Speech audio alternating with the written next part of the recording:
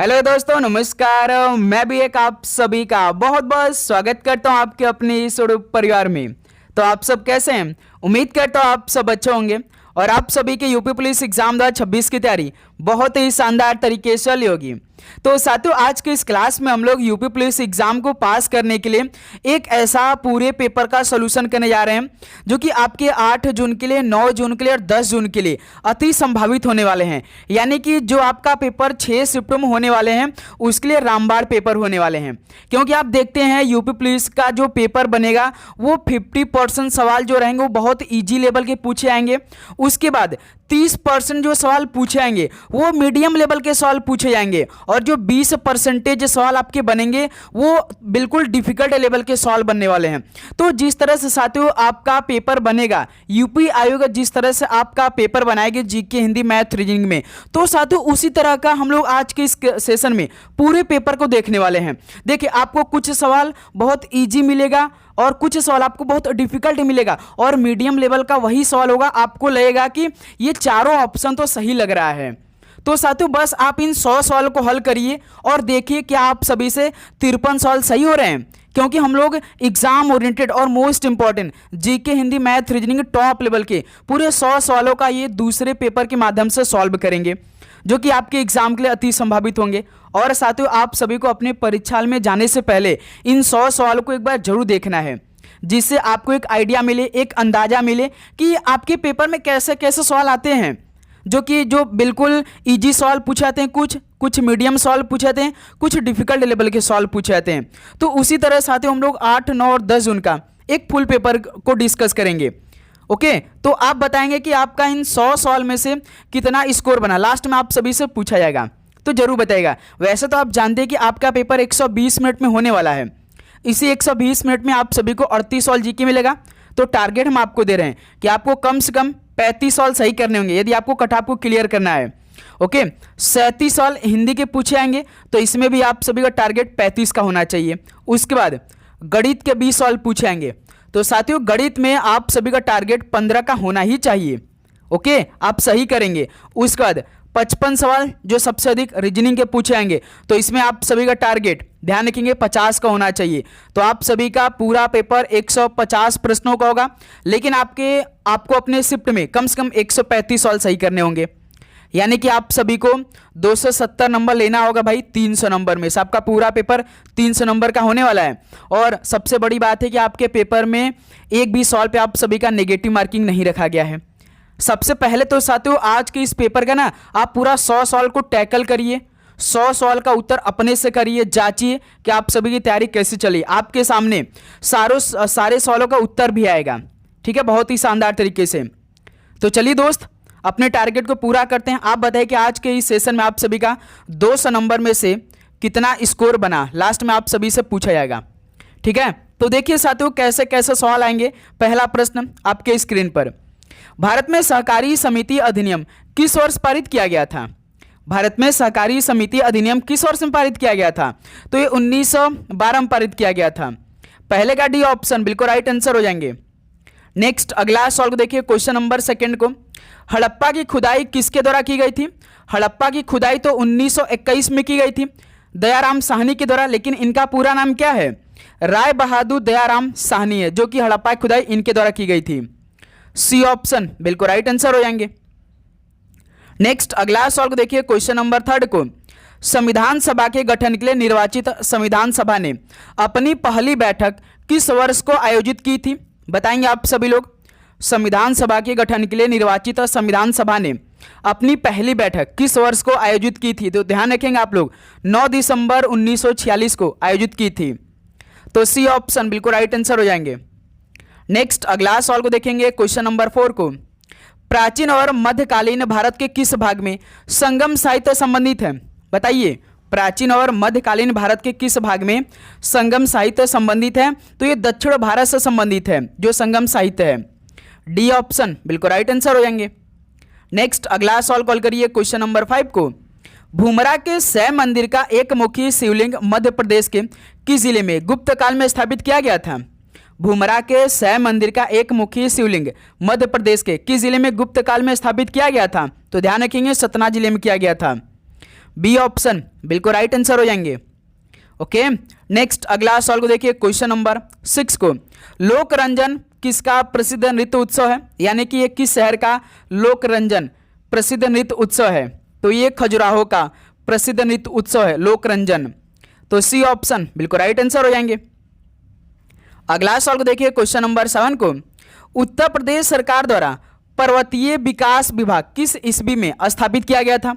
ये तो भाई इंपॉर्टेंट सवाल बनेंगे आपके एग्जाम के लिए कि उत्तर प्रदेश सरकार द्वारा पर्वतीय विकास विभाग को किस ईस्वी में स्थापित किया गया था। तो आप याद रखेंगे 1967 में स्थापित किया गया था उत्तर प्रदेश सरकार द्वारा पर्वतीय विकास विभाग को। तो डी ऑप्शन बिल्कुल राइट आंसर हो जाएंगे।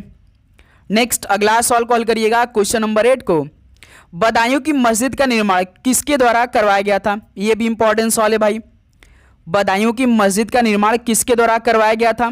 तो सर ये तो इल्तुतमिश के द्वारा करवाया गया था। सी ऑप्शन बिल्कुल राइट आंसर हो जाएंगे।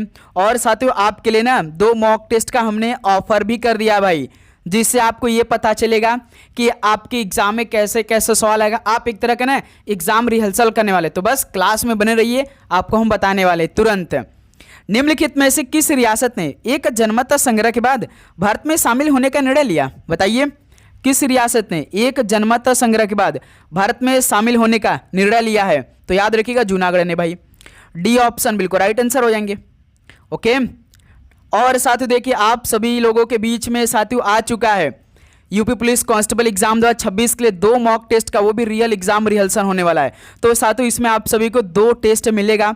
एक तो साथियों देखिए बिल्कुल बेसिक लेवल का आप सभी को टेस्ट मिलेगा, एक आप सभी को टफ लेवल यानी कि एडवांस लेवल का टेस्ट मिलेगा। वो कैसे मिलेगा अभी हम आपको बता रहे हैं। जैसे इसके अलावा आप सभी को ना 5 मॉक टेस्ट, जैसे मॉक टेस्ट का मतलब कि साथियों आपको अलग से हम लोग जीके, हिंदी, मैथ, रीजनिंग का PDF प्रोवाइड करेंगे, जिसमें कि आपका संपूर्ण पेपर होगा। नोट्स एक तरह से आप मान सकते हैं, उसको आपको पूरा पढ़ना है। और लेकिन साथियों आपको अपने एग्जाम हॉल में बैठने से पहले ना ये 2 मॉक टेस्ट को जरूर सॉल्व करना है। तो साथियों ये टेस्ट आप कैसे लगाएंगे, आप कमेंट बॉक्स में लिंक को चेक कर सकते हैं।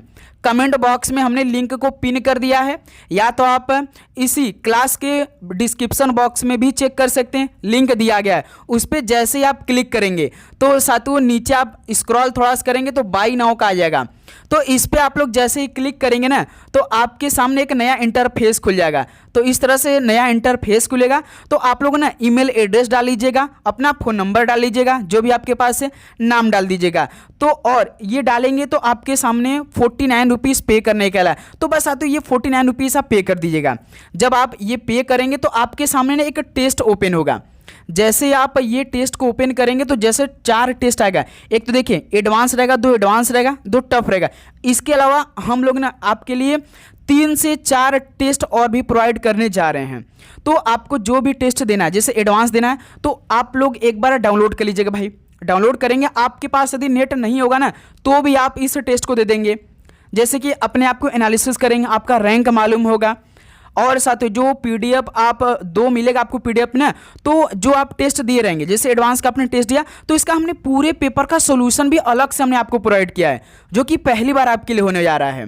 ओके साथियों, तो इस तरह से आपके सामने नया इंटरफेस खुलेगा। इस पर आप स्टार्ट टेस्ट जैसे लिखा रहेगा ना, स्टार्ट टेस्ट है, इस पर क्लिक करेंगे तो 150 क्वेश्चन आपके सामने आएगा। 120 मिनट आएगा टाइमर के साथ। 300 क्वेश्चन का आपका पेपर होगा। तो साथियों आप सभी को ये एग्ज़ाम से पहले ज़रूर देना है। आप लोग ये पूरा इंस्ट्रक्शन पढ़ लीजिएगा। जैसे आपका पेपर पूरा पेपर होगा ना वैसे इंटरफेस खुलेगा, इस तरह से क्वेश्चन आएगा। आपका मन है कि हमें पूरा पेपर को तुरंत सबमिट करना है तो सबमिट भी कर सकते हैं, लेकिन आपको अपना तैयारी नहीं मालूम होगा तो साथियों जल्दी करिए। कमेंट बॉक्स में लिंक है, उसको आप लगाइए अपने से अच्छी तरीके से। इससे आपको ये मालूम होगा कि आपकी तैयारी कैसे चल रही है। और अपना रिव्यू जरूर करिएगा। आप लोगों के लिए हमने आप इस तरह से सेक्शनल टेस्ट भी प्रोवाइड करने वाले हैं। ओके, तो पहले साथियों इस टेस्ट को आप जरूर लगाइए, सभी लगाइए। केवल 14 दिन बाकी है भाई। 14 दिनों में 14 टेस्ट आपको हम प्रोवाइड करेंगे अच्छी तरीके से। पहले ये 2 टेस्ट आप लगाइए शानदार तरीके से, ठीक है। अब देखिए क्वेश्चन नंबर 10, निम्नलिखित में से किस युद्ध में दारा शिकोह अंततः औरंगजेब से उत्तराधिकारी का युद्ध हार गया था। तो साथियों किस युद्ध में दारा शिकोह अंततः औरंगजेब से उत्तराधिकारी का युद्ध हार गया था। तो याद रखिएगा सामूगढ़ के युद्ध में। सी ऑप्शन बिल्कुल राइट आंसर हो जाएंगे। अगला सवाल को देखिए क्वेश्चन नंबर 11 को, सर्वोच्च न्यायालय के न्यायाधीशों के वेतन और भत्ते निम्नलिखित में से किसके द्वारा निर्धारित किए जाते हैं? तो साथियों सर्वोच्च न्यायालय के न्यायाधीशों के वेतन और भत्ते किसके द्वारा निर्धारित किए जाते हैं? तो सर ये तो संसद द्वारा निर्धारित किए जाते हैं। सी ऑप्शन राइट आंसर हो जाएंगे। नेक्स्ट अगला सवाल को देखिए, क्वेश्चन नंबर 12 को। पटाखा निर्माण कारखाने में आग लगने की स्थिति में आग बुझाने के लिए फायर एंड रेस्क्यू मैन को बुलाने के लिए आप किस नंबर पर डायल करेंगे? ये भी इंपॉर्टेंट सवाल बनने वाले भाई। पटाखा निर्माण कारखाने में आग लगने की स्थिति में आग बुझाने के लिए फायर एंड रेस्क्यू मैन को बुलाने के लिए आप किस नंबर पर डायल करेंगे कि वो तुरंत आ जाएंगे? तो 101 नंबर पर डायल करेंगे। ठीक है, बी ऑप्शन बिल्कुल राइट आंसर हो जाएंगे। नेक्स्ट अगला सवाल को देखिए, क्वेश्चन नंबर 13 को। मार्च 1930 में गांधी जी के प्रसिद्ध दांडी मार्च ने किस आंदोलन की शुरुआत की? मार्च 1930 में गांधी जी के प्रसिद्ध दांडी मार्च ने किस आंदोलन की शुरुआत की थी? तो सर ये सविनय अवज्ञा आंदोलन की शुरुआत की थी। तो डी ऑप्शन बिल्कुल राइट आंसर हो जाएंगे। अगला सवाल को देखेंगे, क्वेश्चन नंबर 14 को। निम्न में से सबसे भारी किरण कौन सी है? तो साथियों इनमें से सबसे भारी किरण कौन सी है बताइएंगे आप लोग? तो अल्फा किरण है। डी ऑप्शन बिल्कुल राइट आंसर हो जाएंगे। अगला सवाल को देखिए, क्वेश्चन नंबर 15 को। स्टॉपर शब्दावली निम्नलिखित में से किस खेल से संबंधित है? तो साथियों जो स्टॉपर शब्दावली है ये किस खेल से संबंधित है? तो सर ये तो फुटबॉल खेल से संबंधित है। ऑप्शन बिल्कुल राइट आंसर हो जाएंगे। नेक्स्ट अगला सवाल कॉल करिए, क्वेश्चन नंबर 16 को। भारत में सूर्य मंदिर कहाँ स्थित है? तो साथियों भारत में सूर्य मंदिर कहाँ पर स्थित है? तो सर ये तो कोणार्क में स्थित है। बी ऑप्शन बिल्कुल राइट आंसर हो जाएंगे। अगला सवाल को देखिए, क्वेश्चन नंबर 17 को। निम्नलिखित में से कौन उत्तर प्रदेश का पहला मुद्रित समाचार पत्र है? उत्तर प्रदेश का पहला मुद्रित समाचार पत्र इनमें से कौन सा है? तो वो सर जी तो बनारस अखबार है। डी ऑप्शन बिल्कुल राइट आंसर हो जाएंगे। साथियों लास्ट में स्कोर पूछेंगे तो 100 सवाल का उत्तर करिए और अपना उत्तर याद करते चलिए कि आप कितने सवालों का उत्तर सही कर रहे हैं। ठीक है, किस राज्य ने गरिया और बरसो बुरन उत्सव 2025 मनाया? तो बताइए किस राज्य ने गरिया और बरसो बुरन उत्सव 2025 मनाया था? तो दोस्त मेरे याद रखेंगे त्रिपुरा राज्य ने मनाया था। तो बी ऑप्शन बिल्कुल राइट आंसर हो जाएंगे। अगला सवाल को देखिए, क्वेश्चन नंबर 19 को। उत्तर प्रदेश में ललित कला अकादमी राष्ट्रीय कला अकादमी का क्षेत्रीय केंद्र कहाँ पर स्थित है? तो साथियों उत्तर प्रदेश में ललित कला अकादमी यानी राष्ट्रीय कला अकादमी इसका क्षेत्रीय केंद्र कहाँ पर स्थित है? तो लखनऊ शहर में स्थित है, जो कि बी ऑप्शन बिल्कुल राइट आंसर हो जाएंगे। ओके, नेक्स्ट अगला सवाल को देखिए, क्वेश्चन नंबर 20 को। न्यायिक प्रशिक्षण एवं अनुसंधान संस्थान उत्तर प्रदेश राज्य के किस शहर में स्थित है? न्यायिक प्रशिक्षण एवं अनुसंधान संस्थान उत्तर प्रदेश राज्य के किस शहर में स्थित है? तो याद रखिएगा उत्तर प्रदेश की राजधानी लखनऊ में स्थित है। सी ऑप्शन बिल्कुल राइट आंसर हो जाएंगे। ओके, चलिए अगला सवाल कॉल करिए, क्वेश्चन नंबर 21 को। भारतीय संविधान में बजट को निम्न के रूप में संदर्भित किया जाता है? बताइए साथियों, भारतीय संविधान में बजट को किसके रूप में संदर्भित किया जाता है? तो सर ये तो वार्षिक वित्तीय विवरण के रूप में संदर्भित किया जाता है। डी ऑप्शन बिल्कुल राइट आंसर हो जाएंगे। ओके, चलिए अगला सवाल कॉल करिएगा, क्वेश्चन नंबर 22 को। और साथियों आप देख रहे होंगे कि इस टाइम जितने भी यूपी के एग्जाम हो रहे हैं, पहले तो साथी यूपीएसआई का पेपर हुआ था ना, जो कि 13, 14 और 15 मार्च को हुआ था। उसके बाद साथियों यूपी होमगार्ड का पेपर हुआ था 25 से लेकर 27 अप्रैल के बीच में। उसके बाद 21 मई को हाल में आपका पेपर हुआ, 3 दिन पहले की बात करें, जो कि लेखपाल का पेपर हुआ था, जो कि सबसे पहले यूपीएसआई का पेपर हुआ। तो इसमें साथ ही आपका पूरा पेपर जैसे पिछले साल में आपका पूरा पेपर था ना यूपीएसआई का, वैसा पेपर का सेट बना था। लेकिन इसके बाद जो आपका 25, 26 और 27 अप्रैल को होमगार्ड का पेपर बना था, उसमें तो केवल 100 सवाल जीके आए थे, उसमें भी नेगेटिव मार्किंग नहीं था। लेकिन जीके आप जान देंगे कितना भी हम पढ़ लें हमारे लिए कम होता, कहीं से सॉल्व बना देते हैं। तो वही हाल हुआ यूपी होमगार्ड का। लेकिन साथियों यूपी लेखपाल का जो पेपर हुआ था 21 तारीख को, तो इसमें क्या होगा, जो पिछला साल का पेपर हुआ था वैसा ही पेपर हुआ था। यानी कि जो पेपर कल देखिए जीके का होगा वो सबसे कठिन पेपर बनेगा। अब बारी है आपका 8 जून, 9 जून और 10 जून, जो कि यूपी पुलिस कांस्टेबल का। तो इसमें आपका पेपर पूरा प्रीवियस ईयर के हिसाब से ही बनने वाला है। जैसा आपका पिछला साल पेपर हुआ था, 2 बार पेपर हुआ था, एक तो फरवरी में हुआ था भाई 2024 वाले में, फिर दिसंबर के महीने में हुआ था, री एग्जाम हुआ था। तो उसी तरह आपका पूरा पेपर बनने वाला है। तो आप तैयार रखिए भाई, इसलिए हम टारगेट आपको दे रहे हैं क्लास में कम से कम आप भाई 35 का टारगेट लेकर चलिए। 15 गणित का रखिए, 50 रीजनिंग का लेकर चलिए। ओके भाई, इतने का टारगेट आपको लेकर चलना है। यदि आपको कट ऑफ को क्लियर करना है, माइंड सेट करिए, मॉक टेस्ट लगाइए आप लोग अच्छी तरीके से। वो मॉक टेस्ट आप जरूर लगा लीजिए, जो हमने आपके लिए कमेंट बॉक्स में लिंक पिन किया भाई, उसको आप लेकर अच्छे तरीके से लगाइए। जांचिए कि आप सभी का हर एक सेक्शन में कितना स्कोर बन पा रहा है। जीके, हिंदी, मैथ, रीजनिंग में पूरे 150 सवाल मिलेंगे आप सभी को इस टेस्ट में, सॉल्व करना आप सभी को, ठीक है। देखिए, निम्न में से किसे द्वितीयक वायु प्रदूषक कहा जाता है? तो साथियों, किसे द्वितीयक वायु प्रदूषक कहा जाता है बताइए? तो ओजोन को कहते हैं। डी ऑप्शन बिल्कुल राइट आंसर हो जाएंगे। नेक्स्ट क्वेश्चन नंबर 23 देखिए, लाल झील कहाँ पाई जाती है? लाल झील ये कहाँ पाई जाती है? तो ये संयुक्त राज्य अमेरिका देश में पाई जाती है। ऑप्शन है राइट आंसर हो जाएंगे। अगला सवाल कॉल करिएगा, क्वेश्चन नंबर 24 को, नर्मदा और ताप्ती किस ओर बहती है? नर्मदा और ताप्ती किस ओर बहती है? तो ये पश्चिम की ओर बहती है। ऑप्शन है बिल्कुल राइट आंसर हो जाएंगे। नर्मदा और ताप्ती एक नदी है। ओके, नेक्स्ट अगला सवाल को देखिए, क्वेश्चन नंबर 25 को, भारतीय राज्य जिससे होकर कर्क रेखा नहीं गुजरती वह राज्य कौन सा है? भारतीय राज्य जिससे होकर कर्क रेखा नहीं गुजरती है वह राज्य कौन सा है? तो वह राज्य बिहार राज्य है। तो साथियों ऑप्शन है बिल्कुल राइट आंसर हो जाएंगे। ओके, नेक्स्ट अगला सवाल को देखिए, क्वेश्चन नंबर 26 को, उत्तर प्रदेश का कौन सा क्षेत्र नीस चट्टानों से बना है? तो उत्तर प्रदेश का कौन सा क्षेत्र नीस चट्टानों से बना है? तो वो बुंदेलखंड पठार बना है नीस चट्टानों से। सी ऑप्शन राइट आंसर हो जाएंगे। अगला सवाल को देखिए, क्वेश्चन नंबर 27 को, शेर शाह सूरी द्वारा गद्दी से हटाए जाने के बाद निम्नलिखित में से किसने सफविद फारसी शासक शाह तहमास्प के दरबार में शरण ली थी? ये भाई तो कुछ अलग लेवल का सवाल है। शेर शाह सूरी द्वारा गद्दी से हटाए जाने के बाद किसने सफविद फारसी शासक शाह तहमास्प के दरबार में शरण लिया था? तो सातु हुमायूं ने शरण लिया था। सी ऑप्शन बिल्कुल राइट आंसर हो जाएंगे। ओके, नेक्स्ट अगला सवाल को देखिए, क्वेश्चन नंबर 28 को, 16वीं शताब्दी के अंत में सम्राट अकबर द्वारा शुरू किए गए धार्मिक आंदोलन का नाम बताइए। 16वीं शताब्दी के अंत में सम्राट अकबर द्वारा शुरू किए गए धार्मिक आंदोलन का नाम बताना है। तो क्या है साथियों? याद रखेंगे, दीने इलाही था। सी ऑप्शन राइट आंसर हो जाएंगे।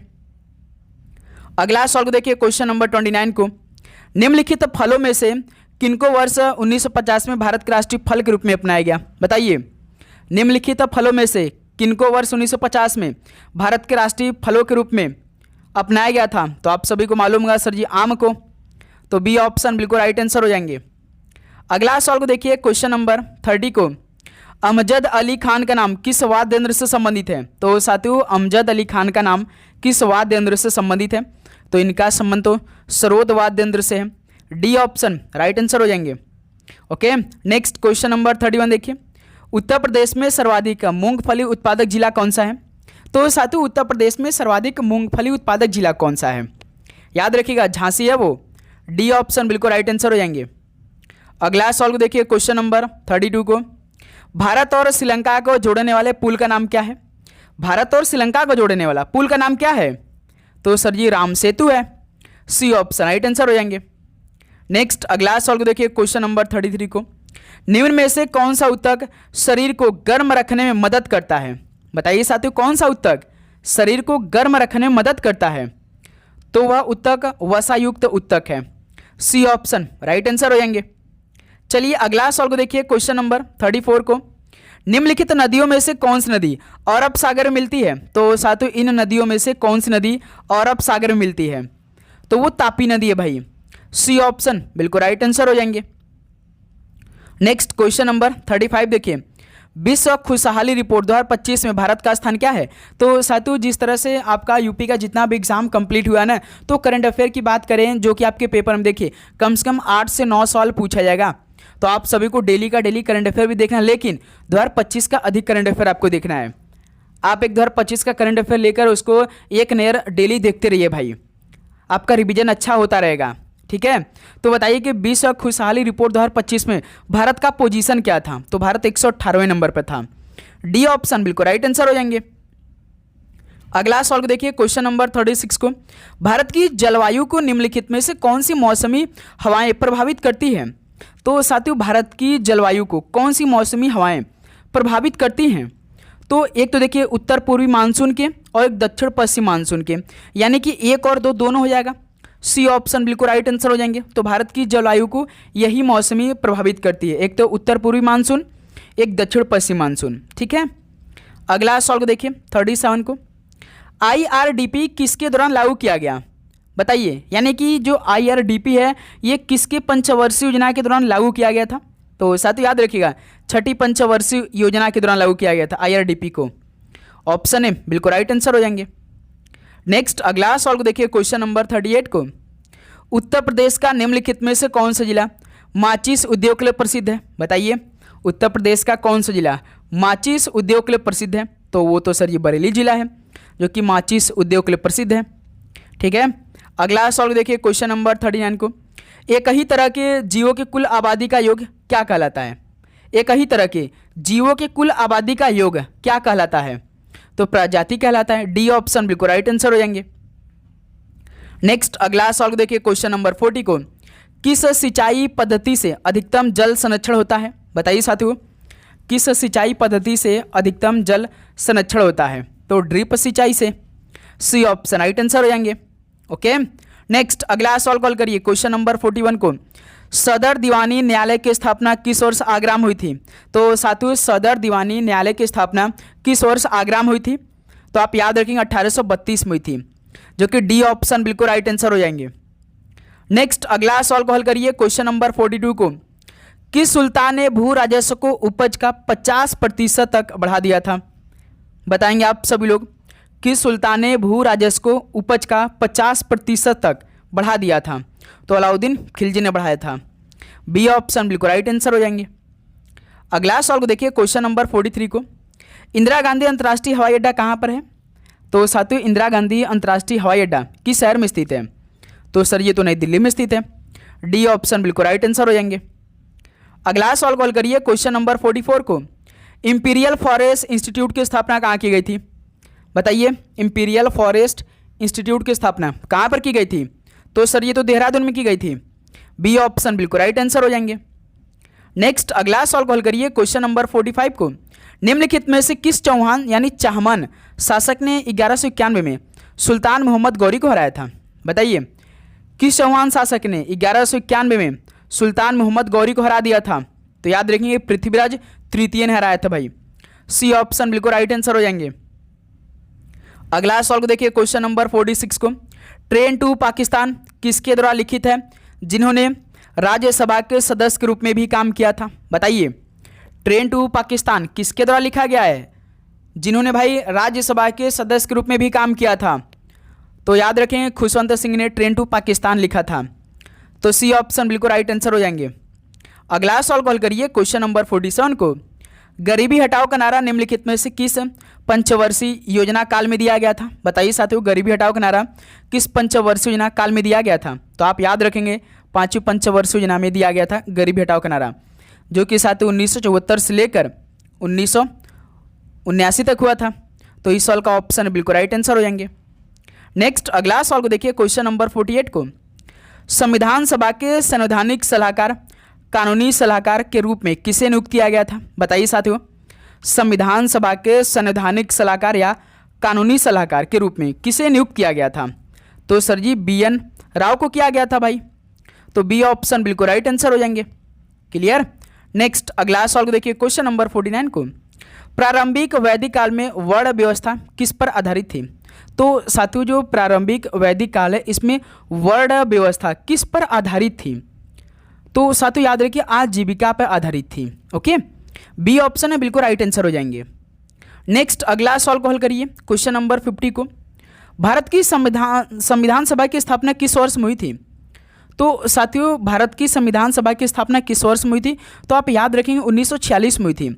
कई सवाल आपको बहुत ईजी मिल रहे होंगे, कई सवाल ऐसे लग रहे होंगे कि चारों ऑप्शन तो हमें आ ही रहा है, लेकिन कुछ ऐसे सवाल होंगे जो कि बिल्कुल आपको आ ही नहीं रहे होंगे। लेकिन साथियों आपने 100 सवालों के उत्तर तैयार कर लेंगे भाई। मैथ रीजनिंग का एक भी सवाल आप छोड़ेंगे नहीं इस क्लास का। मणिपुर के किन राज्यों के समूह के साथ सामान्य सीमाएं हैं। तो साथियों मणिपुर के किन राज्यों के समूह के साथ सामान्य सीमाएं हैं। एक तो देखिए नागालैंड राज्य के साथ, मिजोरम राज्य के साथ और असम राज्य के साथ, इनके साथ भाई मणिपुर की सामान्य सीमाएं हैं। बी ऑप्शन है बिल्कुल राइट आंसर हो जाएंगे।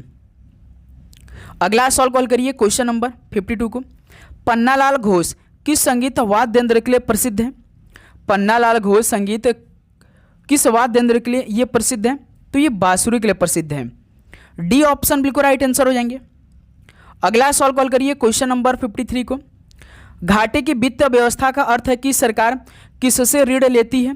तो साथियों घाटे की वित्त व्यवस्था का अर्थ है कि सरकार किससे ऋण लेती है? तो भारतीय रिजर्व बैंक से ऋण लेती है। घाटे की वित्त व्यवस्था का अर्थ है कि, ठीक है, सी ऑप्शन बिल्कुल राइट आंसर हो जाएंगे। अगला सवाल कॉल करिए क्वेश्चन नंबर 54 को। प्रसिद्ध बृहदेश्वर मंदिर किस राज्य में स्थित है? तो साथियों जो प्रसिद्ध बृहदेश्वर मंदिर किस राज्य में स्थित है? तो ये तमिलनाडु राज्य में स्थित है, जो कि बी ऑप्शन बिल्कुल राइट आंसर हो जाएंगे। नेक्स्ट अगला सवाल कॉल करिए क्वेश्चन नंबर 55 को। भारतीय संविधान के कौन सा अनुच्छेद उपाधियों के उन्मूलन की बात करता है? भारतीय संविधान का कौन सा अनुच्छेद उपाधियों के उन्मूलन की बात करता है, यानी किस अनुच्छेद में वर्णन है? तो सर ये अनुच्छेद 18 में वर्णन है उपाधियों के उन्मूलन की। और साथ ही आपसे यदि सवाल पूछ देगा कि जो अस्पृश्यता का उन्मूलन है, यानी कि जो अस्पृश्यता का उन्मूलन है वो किस अनुच्छेद में है, या छुआछूत जो होता है ना वो किस अनुच्छेद में वर्णन किया गया? तो अनुच्छेद 17 में इसका वर्णन किया गया है। इसको भी आप ध्यान रखिएगा, ठीक है। अगला सवाल कॉल करिए क्वेश्चन नंबर 56 को। भारत के पहले खादी माल का उद्घाटन किस शहर में किया गया था? भारत के पहले खादी माल का उद्घाटन किस शहर में किया गया था?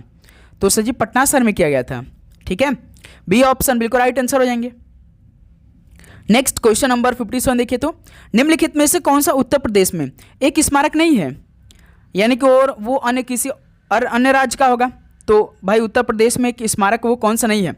जैसे कि देखिए बड़ा इमाम बाड़ा है भाई, ठीक है, सारनाथ स्तूप भी है, ताजमहल भी है, लेकिन जो सफदरजंग मकबरा है ये भाई उत्तर प्रदेश में एक स्मारक नहीं है। तो सी ऑप्शन बिल्कुल राइट आंसर हो जाएंगे। अगला सवाल को देखिए क्वेश्चन नंबर 58 को। सरदार वल्लभ भाई पटेल को स्टैच्यू ऑफ यूनिटी किस नदी पर स्थित एक द्वीप पर है? तो साथियों सरदार वल्लभ भाई पटेल की जो स्टैच्यू ऑफ यूनिटी है किस नदी पर स्थित है? एक द्वीप पर है, बताएंगे आप सभी लोग। तो नर्मदा नदी पर भाई, ठीक है, ऑप्शन ए बिल्कुल राइट आंसर हो जाएंगे। याद करते चलेंगे साथ। और भाई सबसे बड़ी बात है कि अभी तक आप लोगों ने चैनल को सब्सक्राइब नहीं किया है, तो साथियों आप चैनल को सब्सक्राइब करने के बाद नोटिफिकेशन को ऑन कर लेंगे भाई, क्योंकि ये क्लास ना पूरे एग्जाम तक आपकी चलने वाली है, एक भी दिन का गैप नहीं होगी। तो अभी आप लोग चैनल को सब्सक्राइब करिए, पहले क्लास को भाई लाइक ज़रूर कर दीजिएगा, ठीक है, क्योंकि आपका एक ही तो लाइक हमें मोटिवेट करता है कि आपके लिए इतना मेहनत कर पाते हैं भाई। पूरा पेपर बनाने में बहुत टाइम लगता है भाई, ठीक है। उत्तर पश्चिम भारत में सर्दियों में वर्षा जो रबी फसलों के लिए बहुत अच्छी है, तो ये किसके रूप में जाना जाता है? बताइए। उत्तर पश्चिम भारत में सर्दियों में वर्षा जो रबी फसलों के लिए बहुत अच्छी है, तो इसको किसके रूप में जाना जाता है? तो साथियों याद रखिए मावट के रूप में जाना जाता है। डी ऑप्शन बिल्कुल राइट आंसर हो जाएंगे। अगला सवाल को देखिए क्वेश्चन नंबर 60 को। आधुनिक विद्युत जनित्र ये किसके सिद्धांत पर काम करता है? आधुनिक विद्युत जनित्र किसके सिद्धांत पर काम करता है? तो ये विद्युत चुंबकीय प्रेरण के सिद्धांत पर काम करता है भाई। तो इस सवाल का बी ऑप्शन बिल्कुल राइट आंसर हो जाएंगे। अंतर्राष्ट्रीय प्रकाश दिवस का विषय क्या है? तो साथियों अंतर्राष्ट्रीय प्रकाश दिवस का विषय इनमें से क्या है? तो प्रकाश है, नवाचार है, समाज है। तो इस सवाल का सी ऑप्शन बिल्कुल राइट आंसर हो जाएंगे। नेक्स्ट अगला सवाल को देखेंगे और इस सवाल का राइट आंसर बताएंगे। भारत में डीएनए फिंगरप्रिंटिंग के जनक रूप में किसे जाना जाता है? तो साथियों भारत में डीएनए फिंगरप्रिंटिंग के जनक रूप में किसे जाना जाता है? तो डॉक्टर लालजी सिंह को भारत में डीएनए फिंगरप्रिंटिंग के जनक रूप में जाना जाता है। तो इस सवाल का सी ऑप्शन बिल्कुल राइट आंसर हो जाएंगे। ओके, नेक्स्ट अगला सवाल को देखिए क्वेश्चन नंबर 63 को। संसद के 2 क्रमिक सत्रों के बीच का समय अंतराल किससे अधिक नहीं है? संसद के 2 क्रमिक सत्रों के बीच का समय अंतराल किससे अधिक नहीं है? तो सर जी 6 माह से अधिक नहीं होनी चाहिए। तो बी ऑप्शन बिल्कुल राइट आंसर हो जाएंगे। ओके, अगला सवाल को देखिए क्वेश्चन नंबर 64 को। जौनपुर राज्य का अंतिम शासक कौन था? ऐसे सवाल आपके पेपर में देखने को मिलता है ना भाई, बताइए। जौनपुर राज्य का अंतिम शासक कौन था? तो वो हुसैन शाह था। बी ऑप्शन बिल्कुल राइट आंसर हो जाएंगे। नेक्स्ट अगला सवाल को देखिए क्वेश्चन नंबर 65 को। कृष्णा राजा सागर बांध जलाशय किस नदी पर बनाया गया है? तो साथियों कृष्णा राजा सागर बांध ये किस जलाशय या किस नदी पर बनाया गया है? तो ध्यान रखिए कावेरी नदी बनाया गया। डी ऑप्शन बिल्कुल राइट आंसर हो जाएंगे। ओके, नेक्स्ट अगला सवाल कॉल करिए क्वेश्चन नंबर 66 को। अब देखिए साथियों अब हिंदी के क्वेश्चन आने वाले मेरे दोस्त, हिंदी का और मैथ का और रीजनिंग का। अब यहाँ से आप सभी का एक भी सवाल गलती नहीं होना चाहिए। सारे सवाल आपको आने चाहिए, तैयार होना चाहिए, ठीक है। तो देखिए क्वेश्चन नंबर 66 क्या दे रखा है, इनमें से कर्म कारक का चिन्ह कौन सा है। तो साथियों इनमें से कर्म कारक का चिन्ह कौन सा है बताइए। तो कर्म कारक का चिन्ह तो को होता है, ऑप्शन इस सवाल का बिल्कुल राइट आंसर हो जाएंगे। नेक्स्ट अगला सवाल को देखिए क्वेश्चन नंबर 67 को, किसी को बुलाओ वाक्य में किसी इनमें से क्या है। किसी को बुलाओ वाक्य में किसी इनमें से क्या है। तो ये अनिश्चयवाचक सर्वनाम है भाई, डी ऑप्शन बिल्कुल राइट आंसर हो जाएंगे। अगला सवाल को हल करिए क्वेश्चन नंबर 68 को, कोर्ट मार्शल जो है वो किस विधा की रचना है। कोर्ट मार्शल किस विधा की रचना है। तो ये तो नाटक की एक प्रकार की रचना भाई कोर्ट मार्शल, तो ऑप्शन बिल्कुल राइट आंसर हो जाएंगे। अगला सवाल को देखिए क्वेश्चन नंबर 69 को, इनमें से गणनावाचक विशेषण का उदाहरण कौन सा है। तो साथियों गणनावाचक विशेषण का उदाहरण इनमें से कौन सा है। तो एक तो देखिए 3 है भाई, ऑप्शन बिल्कुल राइट आंसर हो जाएंगे। नेक्स्ट अगला सवाल को हल करिए क्वेश्चन नंबर 70 को, इनमें से कौन सी बोली हिंदी भाषा के अंतर्गत नहीं आता है। तो साथियों इनमें से कौन सी बोली हिंदी भाषा के अंतर्गत नहीं आता है। तो जैसे देखिए कन्नौजी तो आता है, अवधी भी आता है, बांगरू भी आता है, लेकिन तेलुगु नहीं आती है भाई, ऑप्शन बिल्कुल राइट आंसर हो जाएंगे। नेक्स्ट अगला सवाल को देखिए क्वेश्चन नंबर 71 को, इनमें से मध्यम पुरुषवाचक सर्वनाम का उदाहरण कौन सा है बताइए साथियों। मध्यम पुरुषवाचक सर्वनाम का उदाहरण कौन सा है। तो एक तो देखिए तू है भाई, बी ऑप्शन बिल्कुल राइट आंसर हो जाएंगे। नेक्स्ट अगला सवाल को देखिए क्वेश्चन नंबर 72 को, इनमें से आलवार महिला संत का नाम क्या है बताइए साथियों। इनमें से आलवार महिला संत का नाम क्या है। तो याद रखेंगे अंडाल है भाई, सी ऑप्शन बिल्कुल राइट आंसर हो जाएंगे। अगला सवाल को देखिए क्वेश्चन नंबर 73 को, वह आया है इनमें से किस काल का उदाहरण है। वह आया है इनमें से किस काल का उदाहरण है। तो साथियों याद रखिए पूर्ण वर्तमान काल का उदाहरण है वह आया है में, ठीक है, डी ऑप्शन बिल्कुल राइट आंसर हो जाएंगे। साथियों लास्ट में स्कोर पूछेंगे जरूर बताइएगा। चैनल पे नए तो भाई सब्सक्राइब करने के बाद नोटिफिकेशन को जरूर ऑन कर लेंगे। पूर्व दिशा के लिए इनमें से उपयुक्त शब्द कौन सा है। तो साथियों पूर्व दिशा के लिए इनमें से उपयुक्त शब्द कौन सा है। तो प्राची है भाई, डी ऑप्शन बिल्कुल राइट आंसर हो जाएंगे। नेक्स्ट 75 देखिए, छलिया में प्रयुक्त प्रत्यय इनमें से कौन सा है। प्रत्यय जानते हैं किसी भी शब्द के आखिरी में जुड़कर उनके अर्थ में बदलाव ला देते हैं तो उसे हम क्या बोलते हैं, प्रत्यय बोलते हैं। तो छलिया में कौन सा प्रत्यय लगा है, याद रखिए इया लगा है, बी ऑप्शन बिल्कुल राइट आंसर हो जाएंगे। क्लियर। नेक्स्ट अगला सवाल को देखिए क्वेश्चन नंबर 76 को, पुत्र शोक में कौन सा समास है। तो साथियों पुत्र शोक में कौन सा समास है, याद रखेंगे तत्पुरुष समास इसमें, सी ऑप्शन बिल्कुल राइट आंसर हो जाएंगे। अगला सवाल को देखिए क्वेश्चन नंबर 77 को, इनमें से किसका उच्चारण स्थान ओष्ठ है बताइए साथियों। किसका उच्चारण स्थान ओष्ठ है, याद रखेंगे प का उच्चारण स्थान ओष्ठ है भाई, तो बी ऑप्शन बिल्कुल राइट आंसर हो जाएंगे। नेक्स्ट अगला सवाल को देखिए क्वेश्चन नंबर 78 को, कुंवर नारायण को ज्ञानपीठ पुरस्कार किस वर्ष मिला था। तो साथियों कुंवर नारायण को ज्ञानपीठ पुरस्कार किस वर्ष में मिला था। तो आप याद रखेंगे 2005 ईस्वी मिला था, ठीक है, डी ऑप्शन बिल्कुल राइट आंसर हो जाएंगे। अगला सवाल को देखिए क्वेश्चन नंबर 79 को, प्रथम राजभाषा आयोग के अध्यक्ष इनमें से कौन थे। प्रथम राजभाषा आयोग के अध्यक्ष इनमें से कौन थे। तो आप याद रखेंगे बीजी खेर थे भाई, ठीक है, बी ऑप्शन बिल्कुल राइट आंसर हो जाएंगे। नेक्स्ट अगला सवाल देखिए 80 नंबर क्या दे रखा है, कर्ता के ने चिन्ह का प्रयोग इनमें से कहाँ होता है बताइए साथियों। कर्ता के जो ने चिन्ह है इसका प्रयोग कहाँ पर होता है। तो सर ये सामान्य भूत में होता है, डी ऑप्शन बिल्कुल राइट आंसर हो जाएंगे। नेक्स्ट अगला सवाल को देखिए क्वेश्चन नंबर 81 को, राम लक्ष्मण से पत्र लिखवाता है, इस वाक्य में क्रिया का कौन सा रूप है। तो साथियों राम लक्ष्मण से पत्र लिखवाता है, तो इस वाक्य में क्रिया का कौन सा रूप है। तो सर जी इसमें तो प्रार्थक क्रिया का रूप है भाई, डी ऑप्शन बिल्कुल राइट आंसर हो जाएंगे। अगला सवाल को देखिए क्वेश्चन नंबर 82 को, इनमें से कौन सा शब्द लक्ष्मी का प्रवाची नहीं है। तो साथियों कौन सा शब्द लक्ष्मी का प्रवाची नहीं है बताएंगे आप सभी लोग। ये इंपॉर्टेंट सवाल बनेंगे आपके एग्जाम के लिए। जैसे कि लक्ष्मी का प्रवाची चंचला है, इंदिरा है, अमला है, लेकिन जो भारती है ये तो साथी याद रखिएगा सरस्वती का प्रवाची है। किसका प्रवाची, सरस्वती का। तो इस सवाल का बी ऑप्शन बिल्कुल राइट आंसर हो जाएंगे। क्लियर, याद रखेंगे आप लोग। नेक्स्ट अगला सवाल को देखिए क्वेश्चन नंबर 83 को, इस चिन्ह को क्या कहा जाता है बताइए साथियों। इस चिन्ह को क्या कहा जाता है। जैसे कि पूर्ण विराम कौन सा चिन्ह होता है, ऐसे होता है भाई। निर्देशक जो ऐसे नीचे रहता है, ठीक है। अल्प विराम जो छोटा से नीचे ऐसे रहता है, और अर्ध विराम एक बिंदा छोटा सा ऐसे, यानी यही वाला देखिए पूछा है। इस चिन्ह को क्या करते हैं, तो अर्ध विराम कहते हैं। डी ऑप्शन इस सवाल का राइट आंसर हो जाएंगे। क्लियर। नेक्स्ट अगला सवाल कॉल करिए, क्वेश्चन नंबर 84 का राइट आंसर क्या बनेगा। निम्न वाक्य गरीबों को दान दो, इसमें गरीब किस कारक का उदाहरण है। तो साथियों इन वाक्य में यानी जो गरीबों को दान दो, इसमें गरीब किस कारक का उदाहरण है, तो ये संप्रदान कारक का उदाहरण है। सी ऑप्शन राइट आंसर हो जाएंगे। अगला सवाल को देखिए, क्वेश्चन नंबर 85 को, इनमें से शुद्ध वाक्य कौन सा है। तो साथियों शुद्ध वाक्य इनमें से कौन सा है, जैसे कि मेरे को जाना है, राम के अनेकों नाम हैं, राम के अनेक नाम हैं, मैंने पुस्तक पढ़ा है, मैंने पुस्तक पढ़ी, ये बिल्कुल परफेक्ट है भाई शुद्ध वाक्य। डी ऑप्शन बिल्कुल राइट आंसर हो जाएंगे। क्लियर। नेक्स्ट अगला सवाल कॉल करिए, क्वेश्चन नंबर 86 को। अब देखिए अनुक्रम में अगला पद ज्ञात कीजिए। अब देखिए साथियों यहाँ से रीजनिंग का सवाल आएगा और मैथ का सवाल आएगा।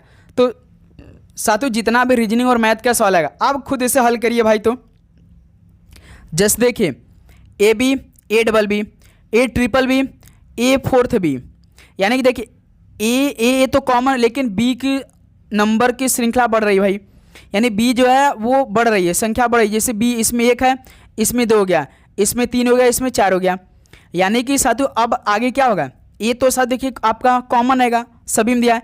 लेकिन जैसे देखिए इसमें 1 भी था, इसमें 2 भी था, इसमें 3 भी था, इसमें 4 भी था, यानी कि इसमें 5 भी हो जाएगा भाई। 1 2 3 4 5 ये होना चाहिए। देखिए ऑप्शन में दिया होगा भाई, ये वाला डी ऑप्शन देखिए दे रखा है। ए आपका 1 ठो दिया है, लेकिन बी देखिए 5 से दिया है, गिन लीजिए आप लोग। तो इस तरह से सवाल का डी ऑप्शन बिल्कुल राइट आंसर हो जाएंगे। ठीक है, सभी को समझ आया। चलिए नेक्स्ट अगला सवाल कॉल करिए, क्वेश्चन नंबर 87 को। किसी निश्चित कुट भाषा में फास्ट रोड वेज को YOGARI लिखा जाता है, वेज टू रिच को THYO ऐसे लिखा जाता है, यू रिच फास्ट को GABUTH लिखा जाता है। तो साथियों कुट BU का प्रयोग किसके लिए हुआ है बता दीजिए आप लोग। अब तो सिंगल इस बार पूछा है भाई, केवल BU पूछा है मेरे दोस्त। तो इसका कोड क्या बनेगा, इसका प्रयोग किसके लिए हुआ है। देखिए पहले तो जब सिंगल पूछता तो हम देखते हैं किसमें दिया है, जो पूछा रहेगा ना वही आपको देखना है किसमें दिया है। तो देखिए साथियों लास्ट वाले में दिया है BU, और किसी में देखिए BU दिया नहीं है, इसका मतलब कि हमारा आंसर इसी में आएगा। तो साथियों जो पूछा रहेगा, जो पूछा रहेगा जिसमें दिया रहेगा उसी में आपका आंसर होगा। ये बात हमेशा अपने दिमाग में रखिएगा। जैसे BU है तो BU इसमें, तो आपका आंसर इसी में होगा, न तो इसमें हमारा आंसर होगा न तो इसमें आंसर हमारा होगा। ठीक है, अब देखिए साथियों हम ना जिसमें रहेगा पहले तो BU देखिए इसमें होगा, देख लिया। अब इसमें ना साथियों 2 को आप कॉमन मिलाइए। जस्ट देखिए रिच, देखिए रिच इसमें है, रिच इसमें भी, तो ये जब कॉमन मिल जाएगा ये तो कट जाता है साथियों। अब देखिए रिच रिच कट गया, अब एक और देखिए फास्ट इसमें भी, फास्ट इसमें कट गया, बच रहा कौन सा, यू बच रहा है मेरे दोस्त। तो BU का कोड जानते क्या होगा, यू हो जाएगा, बस यही आपका आंसर हो जाएगा, सी ऑप्शन। हमेशा याद रखिएगा आप लोग, जब सिंगल पूछेगा ना तो आपको तो सबसे पहले देखना है किस में दिया है। यदि आपने ये चेक कर लिया तो आपको मालूम रहेगा उसी में आपका आंसर होगा। तो उसमें से जैसे 3 रहेगा ना, 2 को आप कॉमन किसी तरह काटवाइए, हटाइए।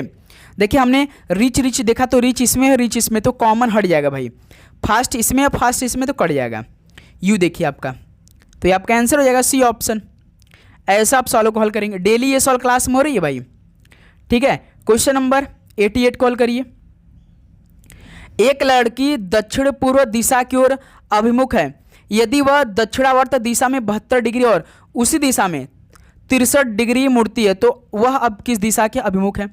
जैसे साथियों ये सवाल आ जाएगा तो कई सारे स्टूडेंट थोड़ा सा कंफ्यूज में आ जाएंगे, सर ये तो सवाल आपने कराया नहीं था। तो भाई सवाल को थोड़ा सा ध्यान से पढ़िए, एक बार और पढ़िए। देखिए क्या दिया सवाल, एक लड़की दक्षिण पूर्व दिशा की ओर अभिमुख है, यदि वह दक्षिणावर्त, आप जानते हैं दक्षिणावर्त होता क्या है, तो ये क्लॉकवाइज होता है, क्लॉकवाइज। तो दक्षिणावर्त दिशा में 72 डिग्री घूमी और उसी दिशा में यानी फिर दक्षिणावर्त में 63 डिग्री घूम गए, यानी भाई इसको जोड़ देंगे तो हमें मालूम हो जाएगा वो टोटल कितने डिग्री दक्षिणावर्त में मुड़ी ना भाई।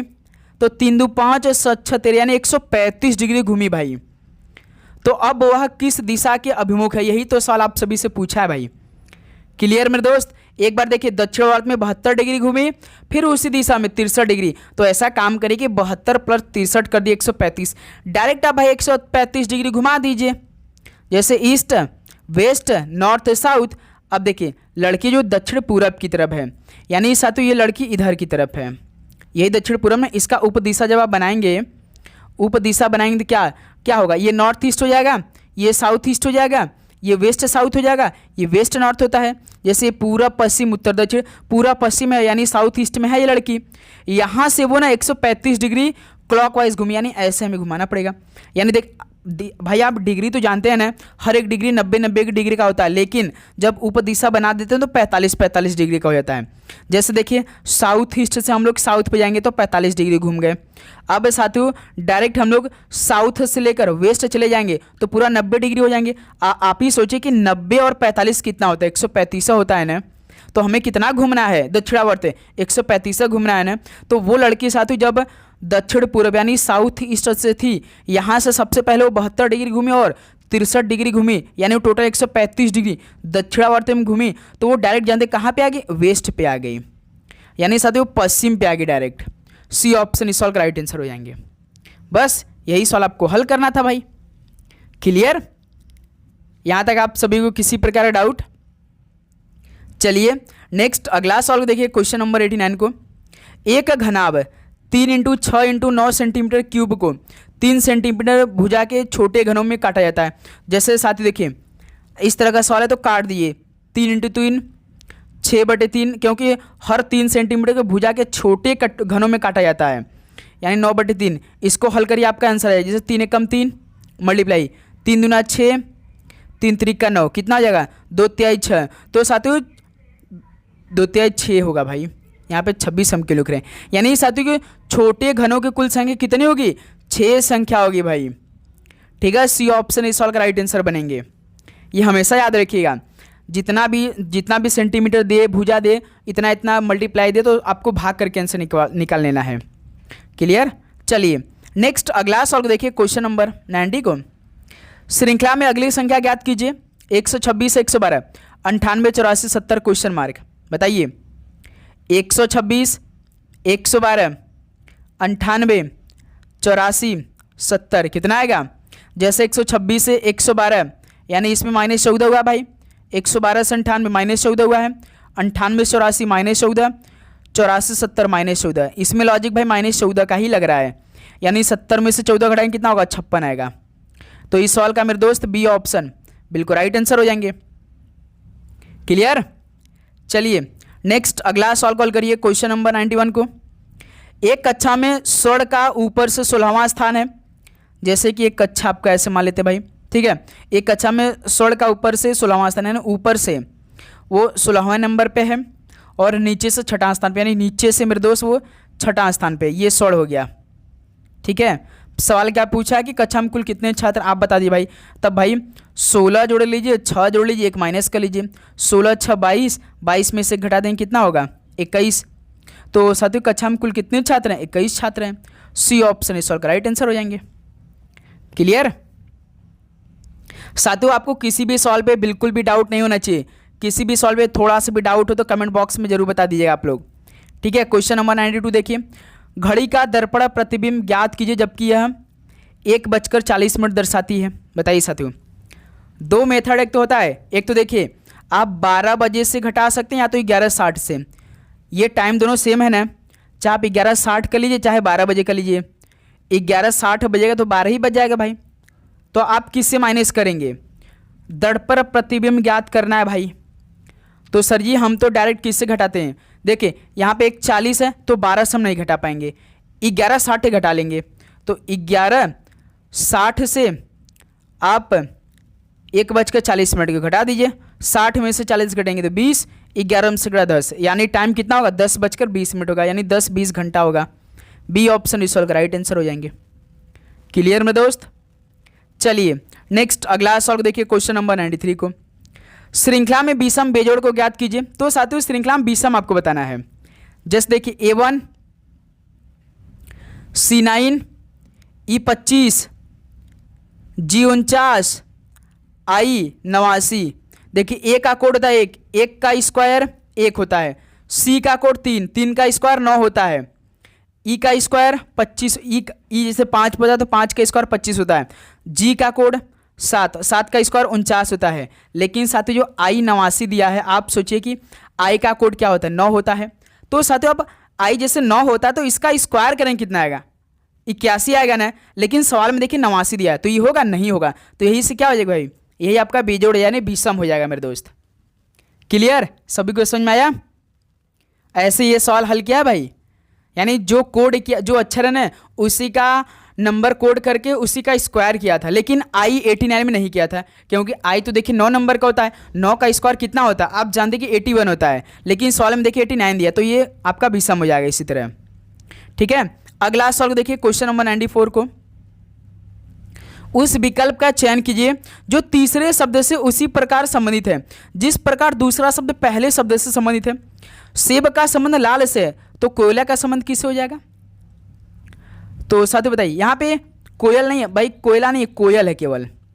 जैसे साथियों आप जानते हैं सेब का रंग क्या होता है भाई, लाल होता है। तो उसी प्रकार भाई कोयल का रंग कैसा होता है बताएंगे आप सभी लोग। कोयल का रंग होता है सर जी काला, यानी इस सवाल का ऑप्शन बी बिल्कुल परफेक्ट आंसर बनेंगे। क्लियर, चलिए नेक्स्ट अगला सवाल कॉल करिए। क्वेश्चन नंबर 95 का राइट आंसर क्या बनेगा? किसी विशेष कूट में वांड को 4715 लिखा जाता है और कोप को 2863 लिखा जाता है, तो इस कूट में नोट कैसे लिखा जाएगा बता दिए साथियों। WANT, वेंट में 4 अक्षर हैं तो इसका अलग 4 कोड क्या है मेरे दोस्त।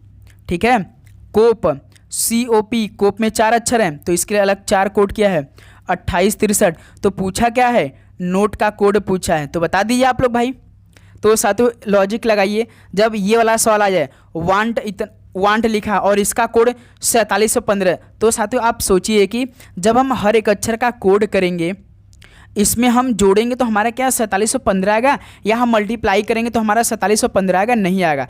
जानते साथियों आप इसमें क्या दिमाग लगाएंगे, जैसे आपका जो पूछा है नोट पूछा है, तो देखिए नोट में पहला अक्षर यन है, तो आप देखिए कि जो सवाल में जो कोड किया ना उसमें यन दिया है क्या और उसका कोड क्या किया है। तो देखिए वांट में साथ यन है तो इसके सामने कोड देखिए 1 है, तो आपको ना इसी यन की जगह 1 कर देना है मेरे दोस्त। ठीक है, फिर देखिए नोट में ओ है तो ओ देखिए यहाँ पे 8 कोड किया है, इसमें देखिए कोप में, तो इसमें ना प्रश्न में जो पूछा है ओ में तो 8 कर दीजिए। फिर टी देखिए, टी में देखिए यहाँ पे 5 कोड किया है तो यहाँ पे आप 5 लिख दीजिए भाई। अब ई देखिए कोप में यहाँ पे 3 लिखा है तो 3 यहाँ पे लिख दिए, तो 1853 आपका आंसर हो जाएगा भाई। नोट का कोड कितना हो जाएगा 1853 हो जाएगा। ध्यान रखिएगा आप लोग, सी ऑप्शन इस सॉल्व का राइट आंसर हो जाएंगे। क्लियर मेरे दोस्त, सभी को समझ में आया ये सॉल्व कैसे हल हुआ है? चलिए दोस्त नेक्स्ट अगला सॉल्व कॉल करिए जरा। क्वेश्चन नंबर 96 का राइट आंसर क्या बनेगा? 12,000 रुपए की अवधि जमा राशि पर 6% प्रतिवर्ष की दर से त्रैमासिक ब्याज कितना होगा बताइए दोस्त मेरे। त्रैमासिक यानी आप सभी को हल करना पड़ेगा, 4 ओर से भाग करना पड़ेगा भाई आप सभी को। सभी बताएंगे मेरे दोस्त इस सवाल का राइट आंसर क्या बनेगा।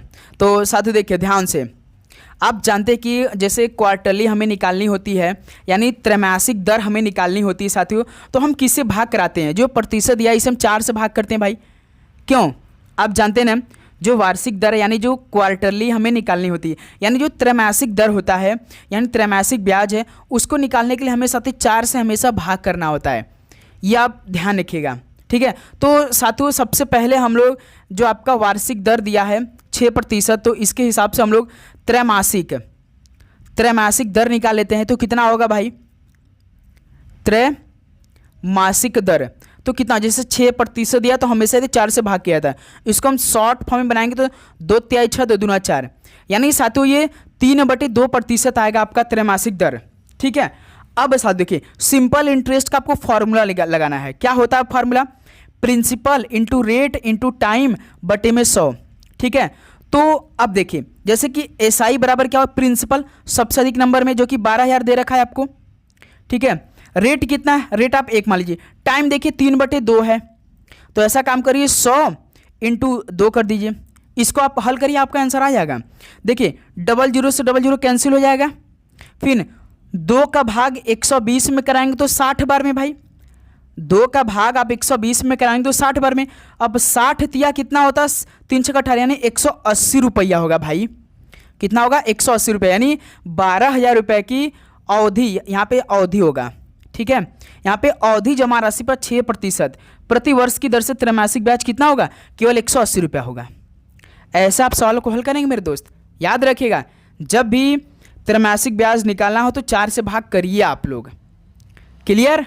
उसके बाद आप एसआई का फॉर्मूला लगा दीजिए, रेट हमेशा 1 रखिए आप। क्लियर।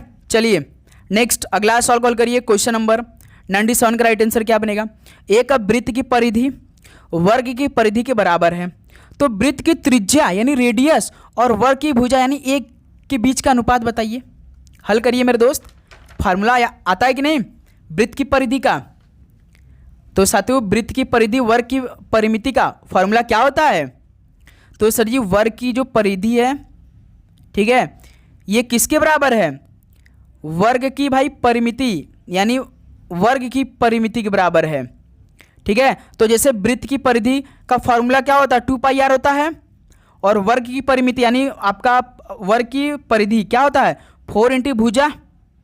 क्यों साथियों, यही फॉर्मूला होता है ना। अब देखिए 2 पाई के वैल्यू 22/7 यहाँ से इंटू आर, यही देखिए वृत्त की त्रिज्या यानी वृत्त की त्रिज्या रेडियस है, और यहाँ से और वर्ग की भुजा, यही तो साथियों वर्ग की भुजा, इसका बीच का अनुपात पूछा है। अब इसको हल करिए, आपका आंसर कितना आ सकता है। जैसे साथियों हम यहाँ से जब हमें क्या निकालना है, वृत्त की त्रिज्या यानी रेडियस अपान में भुजा, यही हमें अनुपात निकालना है भाई। इसको हल करें क्या होगा, ये 7 जो है मल्टीप्लाई ऊपर करके 4 कर देगा भाई, और 2 इंटू 22 कर देगा। इसको हल करिए कितना आएगा, देखिए यहाँ पे आपका 2 दूना 4, ठीक है। अब ये 2 कम 2 22, 11 बार में, यानी साथियों 7/11 आएगा। देखिए यही हमसे पूछा था ना भाई, वृत्त की त्रिज्या, ये रेडियस है वृत्त की त्रिज्या, और वर्ग की भुजा, ये भुजा हो जाएगा। तो इसी बीच के अनुपात पूछा था, तो कितना हो रहा है, 7/11 हो रहा है। तो इस सवाल का डी ऑप्शन बिल्कुल राइट आंसर हो जाएंगे। क्लियर। बताइए आप सभी बताएंगे इस सवाल में, थोड़ा सा डाउट आप सभी को, बिल्कुल भी सभी स्टूडेंट बताएंगे भाई। फार्मूला बस आपको याद होना चाहिए, बस आपको गुणा भाग इधर उधर कर ले, आपका आंसर आ जाएगा। क्लियर। चलिए नेक्स्ट अगला सवाल को हल करिए। क्वेश्चन नंबर 98 का राइट आंसर क्या बनेगा। ए का वेतन बी के वेतन का 40% है, यानी साथियों बी का 100 होगा तो ए का 140 होगा, 140% होगा, जो कि सी के वेतन का 25% होगा। बताइए साथियों सी के वेतन का कितना प्रतिशत ए का वेतन है, सी के वेतन का प्रतिशत ए का वेतन कितना, ये सवाल बताना है। तो हमसे सवाल क्या पूछा है, एक बार फिर सवाल को पढ़ते हैं भाई, समझते थोड़ा सा। ए का वेतन जो है ना बी के वेतन का 40% है, बी का जितना मान लीजिए 100 है तो ए का वेतन 140 होगा, ठीक है, जो कि सी के वेतन का 25% है। और भाई सी के वेतन का भी 100 यानी 25% तो होगा भाई, ठीक है। इसको हल कैसे करेंगे, मान लेते हैं साथी जो सी का वेतन होगा, मानते हैं कि सी का जो वेतन होगा वो साथी हमने 100 रुपये मान लिया, हमें अभी नहीं मालूम मैंने कि सी का वेतन कितना, तो हमने 100 रुपये मान लिया। तो उसी प्रकार साथी आप बी का वेतन निकाल सकते हैं कि नहीं। तो दोस्त मेरे बी का वेतन हम निकाल सकते हैं भाई, 100 का हम 25% निकाल देंगे भाई, क्योंकि भाई देखिए सी का वेतन हमने 100 माना है, तो बी के वेतन का पहले हमने बी का वेतन निकाल लेते हैं, 100 का 25% निकाल लेंगे भाई, क्योंकि सवाल दिया है कि ए का वेतन बी के वेतन का 40% जो कि सी के वेतन का 25% है, तो 100 का 25% निकाल दे बी के हिसाब से, तो कितना हो जाएगा भाई यहाँ से, तो 100 गुणे 25/100 यानी कितने बराबर हो जाएगा, 25 के बराबर हो जाएगा, ठीक है। अब साथियों वे का वेतन, अब ए का वेतन निकाल लीजिए, ए का वेतन कितना होगा, ए का वेतन अब देखिए साथी, अब ए का वेतन में समझिए, ए का वेतन बी के वेतन का 40% है, तो साथियों सी के वेतन का 25%, यानी कि ए का वेतन इस बार क्या होगा, 25 का 40% होगा, क्योंकि बी के वेतन के हिसाब से हमें निकालना होगा 40%।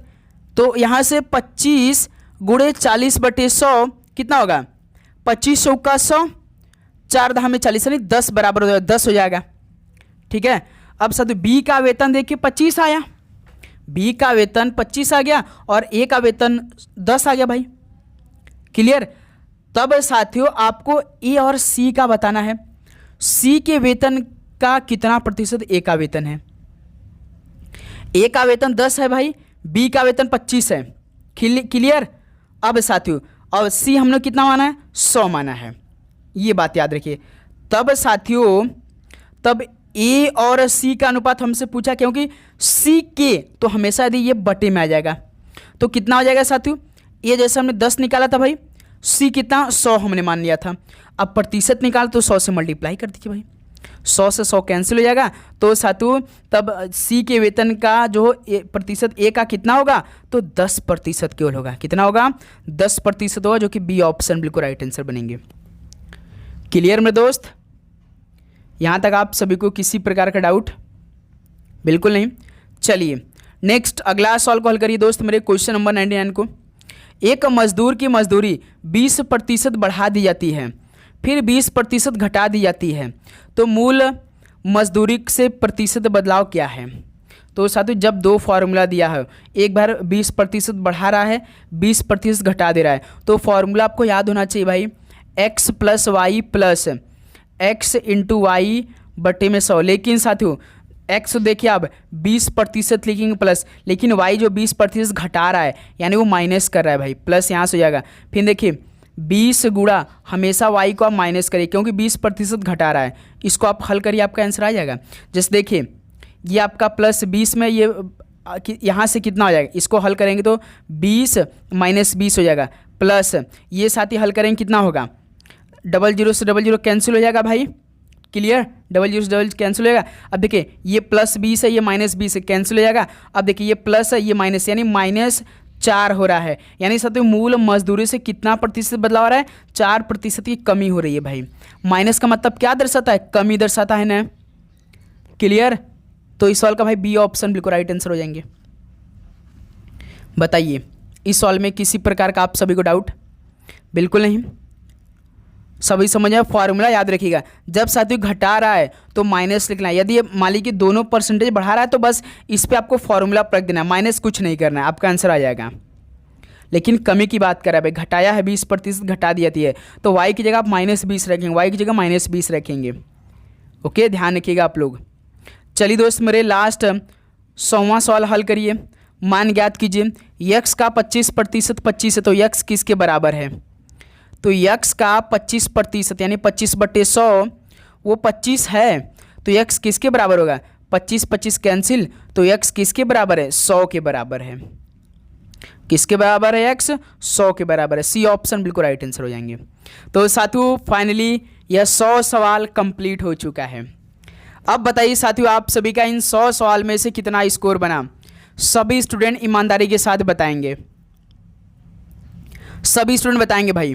तो उम्मीद करूँगा दोस्त आप सभी को हर एक क्वेश्चन का उत्तर याद हो चुका होगा, आपको किसी भी सवाल पे डाउट नहीं हुआ होगा।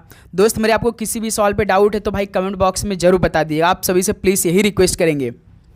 और साथियों कमेंट बॉक्स में लिंक दिया गया भाई, आप जाकर वो मॉक टेस्ट लगा लीजिए भाई, या डिस्क्रिप्शन बॉक्स में लिंक दिया गया उसको आप लगा लीजिए भाई, परचेस करिए, मॉक टेस्ट लगाइए, क्योंकि वो रामबाड़ पेपर होने वाला है। इससे आपको एक आइडिया मिलेगा कि आपकी तैयारी किस पीक पॉइंट पे इस टाइम चल रही है। ओके दोस्त मेरे, और आप चैनल पे नए तो सब्सक्राइब करने के बाद नोटिफिकेशन को ऑन कर लेंगे। तो साथियों इसके बाद अभी 2 क्लास आपकी आने वाली है, दोनों क्लास को आपको बहुत ही शानदार तरीके से देखनी है, ठीक है। तो चलिए दोस्त इस क्लास को यहीं पर समाप्त करते हैं, मिलते हैं एक और नए क्लास के साथ। आप सभी को एग्जाम के लिए बेस्ट, आप लोग गॉड ब्लेस यू, खूब मेहनत करिए, पढ़ाई करिए, रिवीजन करिए, मॉक टेस्ट लगाइए कि इस बार आप सभी को सिलेक्शन लेना है। ओके, तो सभी को all the very best, God bless you, धन्यवाद।